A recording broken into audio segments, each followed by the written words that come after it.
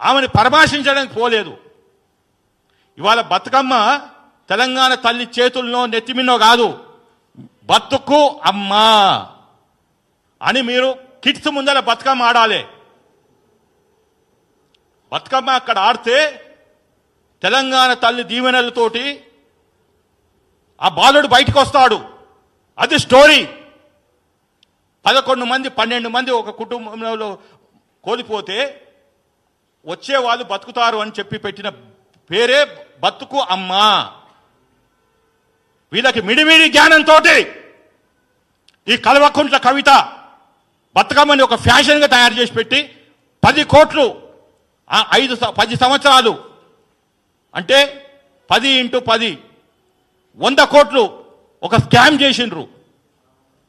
ఎయిర్పోర్ట్లో, రైల్వే స్టేషన్లో, హైదరాబాద్లో మొత్తం న్యాచురల్ ఫ్లవర్స్ కాకుండా ప్లాస్టిక్ ఫ్లవర్స్ పెట్టి ఈ బతుకమ్మని పండుగని ఒక అపహాస్యం చేశారు. ఇవాళ ఆడవలసింది కిమ్స్ ముందల ఆ బాబుని రక్షించాలని. ఇది story. This is the real thing. బతుకు అమ్మా, ఆ బాలుని బతికించాలని. కానీ వీళ్ళకి మనకి ఆ బాలుడి చావు బతుకులొద్దో, ఆ మహిళ గురించి వద్దో, రాజకీయాలు కావాలి. What non sense is this? మీరు రాజకీయాలు చేశారు. 1000 మంది యువకుల్ని పొట్టన పెట్టుకున్నారు. తీరా చూస్తే మీ అయ్యకి గౌరవం ఇస్తారు. చావు దానికి చావు నోట్లోకి పోయి వచ్చిండట. అసలు చావుకు నోరుంటుందా? I'm asking as intellectual, a practising advocate. చావుకు నోరుంటుందా? వాట్ నాన్ సెన్స్ వీళ్ళు మాట్లాడేది. అడిగేవాడు లేడని చెప్పి ఆ రోజు ఎవడు నాలాంటి వాడు మాట్లాడితే ఇంకెవడు మాట్లాడితే నువ్వు ఆంధ్ర తొత్తువి, తెలంగాణ ద్రోవి అన్నారు. ఇవాళ మీరెవరు? మీరు ఆ కుటుంబాన్ని దగ్గరికి పోలేదు, కిమ్స్ దగ్గరికి పోలేదు. పైపెచ్చు ఆయనకు ఒక నేషనల్ అవార్డు వచ్చిందని చెప్పి కేటీఆర్ ట్వీట్ పెడతాడు. ఏమైనా బుద్ధి జ్ఞానం ఉన్నదా కేటీఆర్కి? కామన్ సెన్స్ ఉన్నోడు. తొక్కిసాట్లో ఒక మహిళ, తెలంగాణ మహిళ చనిపోయింది.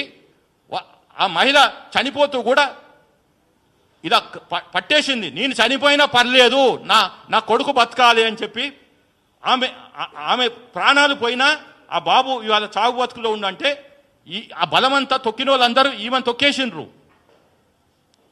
ఇది జరిగింది అక్కడ. కాబట్టి నా దగ్గర టోటల్ ఫ్యాక్ట్స్ ఉన్నాయి. మేము ఈ కేసుని 3 వారాల నుంచి పర్సీవ్ చేస్తున్నా.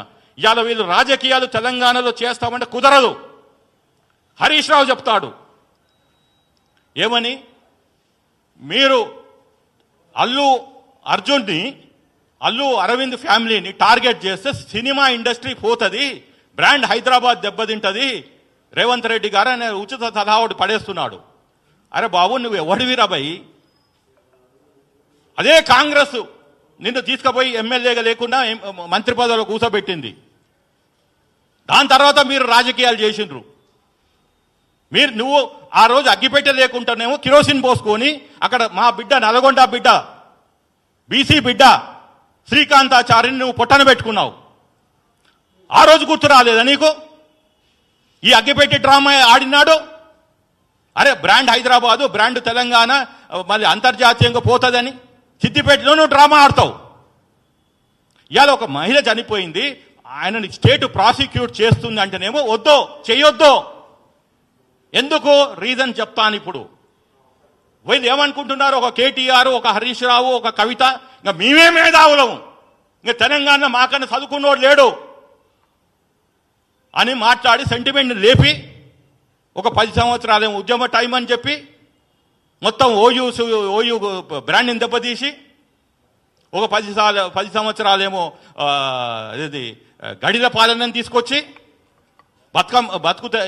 బంగారు తెలంగాణ ఏదేదో మాట్లాడి ఇవాళ ప్రజలు మేలుకొని ఒక ఆలోచన విధానంగా వాళ్ళని ఇంటికి పంపిస్తే మళ్ళీ కూడదోస్తామని ఎంత రిజల్ట్స్ వచ్చి వారం రోజులు కాలే ప్రమాణ స్వీకారం కాక డిసెంబర్ కూడా, పోయిన డిసెంబర్ ఇదే ఇంకా మేము 30 రోజులు ఈ ప్రభుత్వానికి కూలుస్తాం 60 రోజులు అని.